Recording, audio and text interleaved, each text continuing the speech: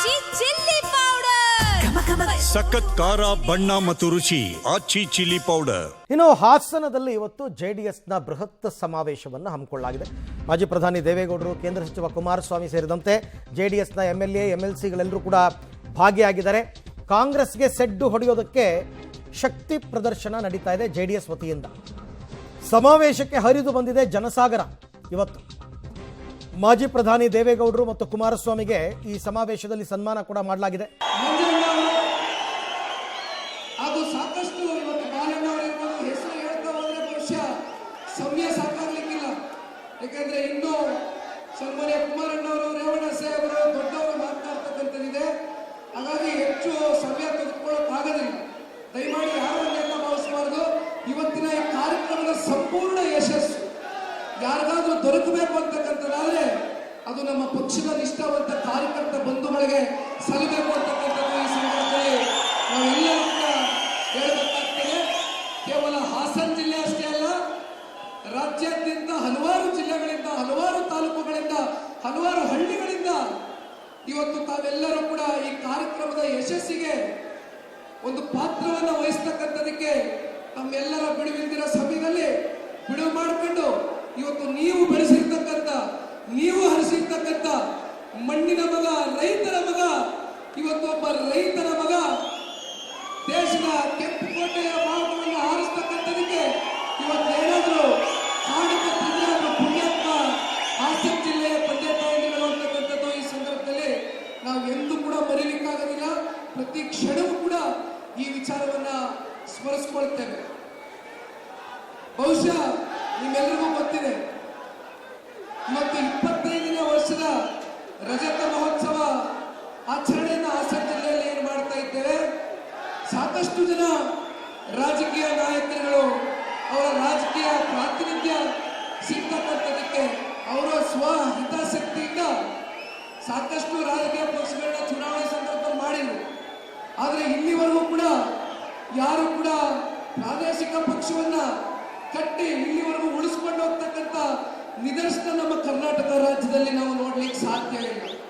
ಆದರೆ ಸನ್ಮಾನ್ಯ ದೇವೇಗೌಡರ ಸಾಹೇಬರ ದೂರಾಲೋಚನೆಗಳು, ಅವರ ದೂರ ಚಿಂತನೆಗಳು, ಅವರಿಗೆ ವಿಶೇಷವಾಗಿ ನೀರಾವರಿ ಬಗ್ಗೆ ಅವರು ನಮ್ಮ ರಾಜ್ಯಕ್ಕೆ, ನಮ್ಮ ದೇಶಕ್ಕೆ ಕೊಟ್ಟಿರ್ತಕ್ಕಂಥ ಕೊಡುಗೆಗಳು, ಶಿಕ್ಷಣದ ವ್ಯವಸ್ಥೆ ಇರ್ಬೋದು, ಆರೋಗ್ಯದ ವ್ಯವಸ್ಥೆ ಇರ್ಬೋದು, ಅವ್ರಿಗೆ ಇರ್ತಕ್ಕಂಥ ಒಂದು ದೂರಾಲೋಚನೆ ಬಹುಶಃ ಇವತ್ತು ರಾಜಕಾರಣದಲ್ಲಿ ಒಂದು ಎನ್ಸೈಕ್ಲೋಪೀಡಿಯಾಗಿ ಇವತ್ತು ನಾವು ಸನ್ಮಾನ್ಯ ದೇವೇಗೌಡರ ಸಾಹೇಬರ ಮಾರ್ಗದರ್ಶನದಲ್ಲಿ ಮುಂದಿನ ದಿನಗಳಲ್ಲಿ ಸಾಕಷ್ಟು ಜನ ಹಿರಿಯರಿದ್ದಾರೆ, ಯುವ ನಾಯಕರುಗಳಿದ್ದಾರೆ.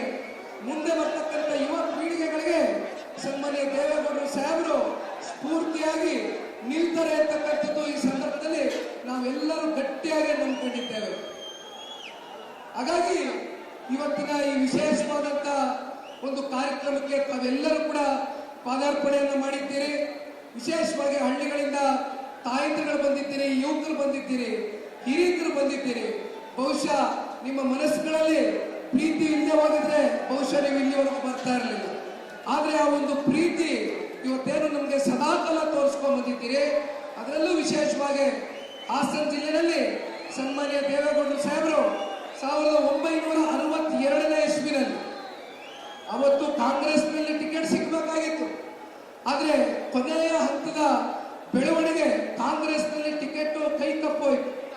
ಆದರೆ ಕ್ಷೇತ್ರದ ಜನತೆ, ಜಿಲ್ಲೆಯ ಜನತೆ ಸನ್ಮಾನ್ಯ ದೇವೇಗೌಡರ ಸಾಹೇಬರು ಅವತ್ತು ಇನ್ನೂ ಬಹಳ ಚಿಕ್ಕ ವಯಸ್ಸಿನ ಯುವಕರು.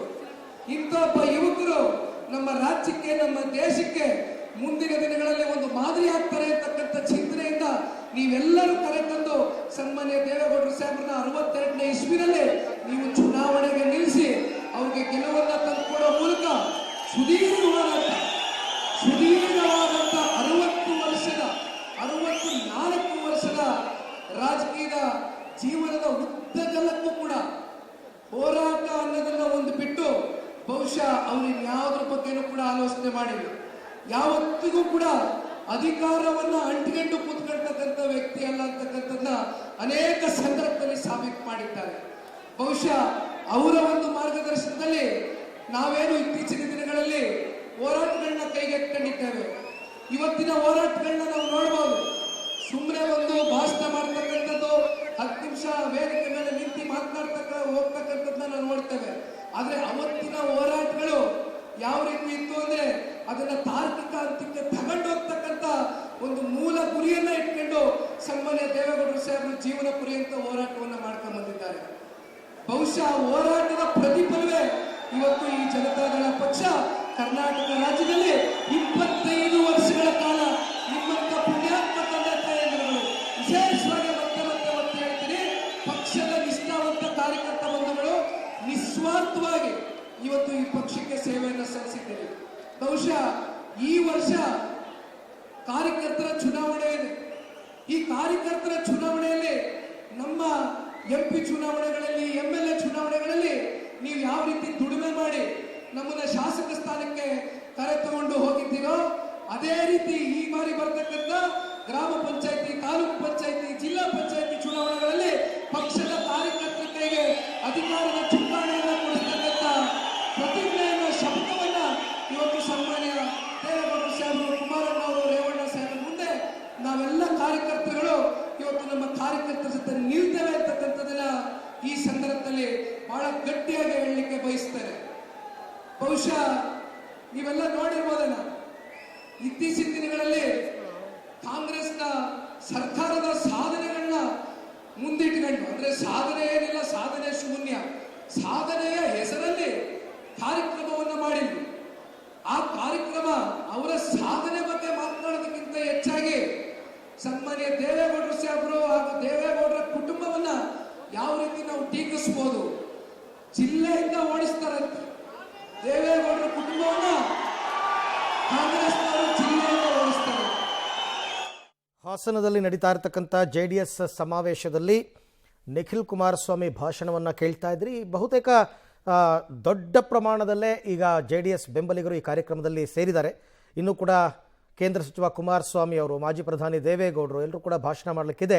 ಕಾರ್ಯಕ್ರಮದಲ್ಲಿ ಈಗ ಮುಂದಿನ ಚುನಾವಣೆಗೆ ರಣಕಹಳೆಯನ್ನು ಮೊಳಗಿಸಿದ್ದಾರೆ.